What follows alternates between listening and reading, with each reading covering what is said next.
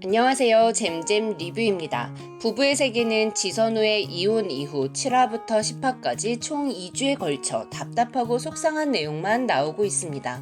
그래서 더 이상 못 참겠다 하시는 분도 계실 텐데요. 7화부터 10화까지의 고구마가 이 드라마를 특별하게 만들어주는 이유에 대해 설명하는 영상입니다.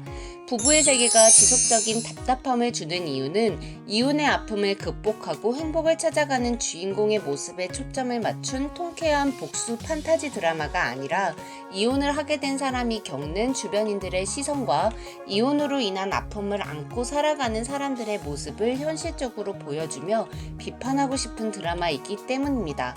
그래서 부부의 세계가 단순한 불륜 드라마가 아닌 거고요. 부부의 세계 10화는 이혼에 대한 사회의 시선이 너무 잘 드러난 회차였습니다. 내게는 사랑이지만 남이 볼 때는 불륜이고 내게는 복수지만 남이 볼 때는 집착이 될 수 있다는 선과 악에 대한 이중적인 관점에서 캐릭터들을 움직여 드라마를 이끌어가고 있죠. 여다경이 내연녀에서 본처로 입장이 바뀌고 느끼는 감정들처럼요. 먼저 지선우가 리마인드 웨딩 촬영 당시에 비디오를 보고 있는 장면이 나왔죠.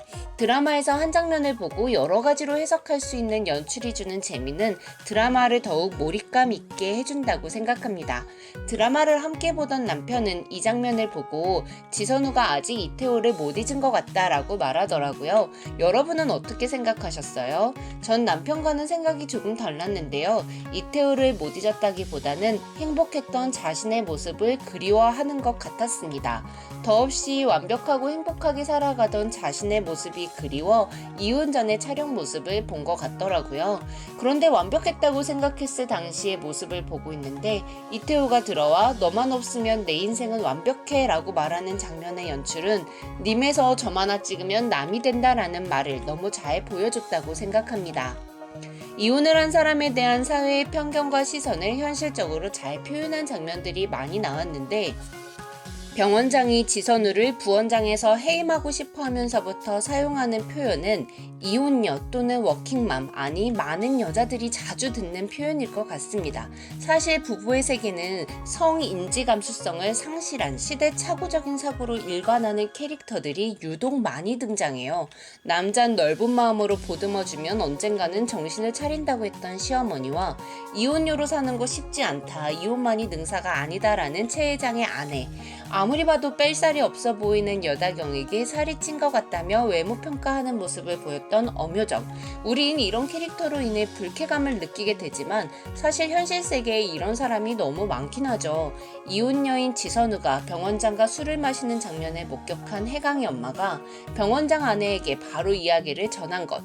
일은 회사 내에서만 하라며 행동거지 조심하라고 말하는 병원장의 아내. 사실 이 사람 입장에서 보면 또 지선우의 행동이 기분 나쁠 수도 있긴 할 것 같아요. 노을이 엄마가 이혼녀라는 이유만으로 이태호의 관계를 의심했던 지선우. 이혼한 가정의 아이가 겪는 사회적인 시선에 상처받았을 우리 노을이, 그리고 말은 싸가지 없게 하지만 엄마 아빠의 이혼을 초등학교 6학년 때 겪고 이혼의 최대 희생양이 된 준영이, 그리고 폭력의 불행에서 벗어나기 위해 안간힘을 쓰지만 너무 힘이 드는 민현석까지 이 드라마는 이혼과 부부라는 하나의 주제로 다양한 이야기를 하고 있습니다. 드라마를 볼 때마다 너무 현실적이어서 씁쓸해요. 손재혁의 외도를 알게 된 고혜림의 이혼은 오히려 지선우의 이혼보다 훨씬 통쾌했습니다. 손재혁의 짐을 집 밖에 내던지고 반지도 버린 고혜림의 모습은 6화 이후 아주 오랜만에 나온 사이다였고, 울며 불며 잘못했다고 말하는 손재혁의 모습도 아주 좋았어요. 보통 성격 차이라고 말하는 둘의 다름을 극복하지 못했거나 상대방에게 받은 상처가 도무지 치유가 될 것 같지 않을 때 이혼은 자기 자신을 존중하는 방법이 될 수도 있는데요. 고혜림의 이혼은 이 드라마에서 유일하게 정말 자기 자신을 아껴주고자 존중하고자 한 선택이었다고 볼 수 있을 것 같습니다.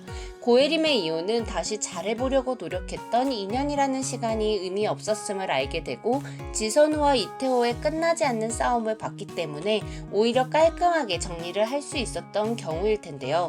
그리고 원래 너무 행복한 순간에 다가오는 배신은 훨씬 크게 다가오는 법이죠. 아이를 원했었고 아이를 가지기 위한 첫 단계를 시작하려던 찰나에 다가온 손재혁의 외도는 고혜림에게 직격탄이었을 것 같습니다.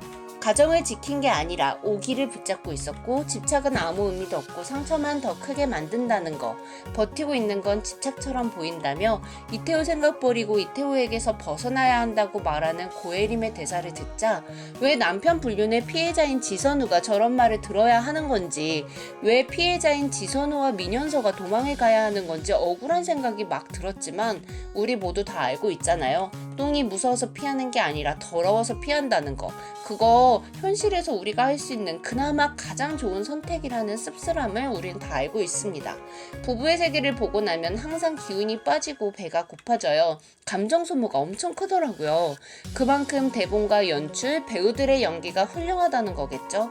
건물에서 떨어진 사람은 과연 민현서일지 아님 박인규일지, 그렇다면 범인은 이태호일지 아님 여회장이 사주한 사람일지, 그것도 아니라면 폭력을 못 이겨 결국 가해자가 돼버린 피해자 민현서일지 궁금해지는데요.